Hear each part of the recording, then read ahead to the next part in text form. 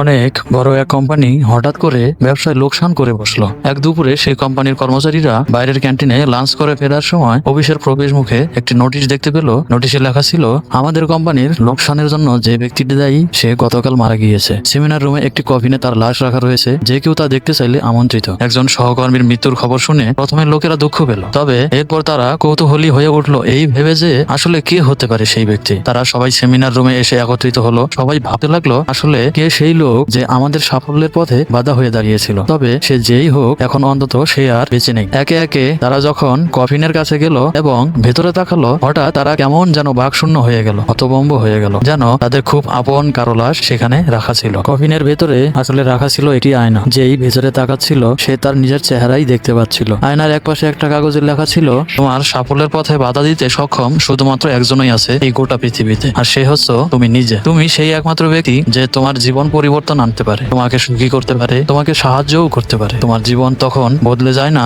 যখন তোমার অফিসের বস বদলায়, যখন তোমার অভিভাবক বদলায়, তোমার বন্ধুরা বদলায়। তোমার জীবন তখনই বদলায় যখন তুমি নিজে বদলাও। তোমার সক্ষমতা সম্পর্কে তোমার নিজের বিশ্বাসের সীমাটা যখন তুমি অতিক্রম করতে পারো, শুধু তখনই তোমার জীবন বদলায়, পূরণ হয় জীবনের লক্ষ্যগুলো। নিজের আলোয় আলোকিত করো চারপাশ।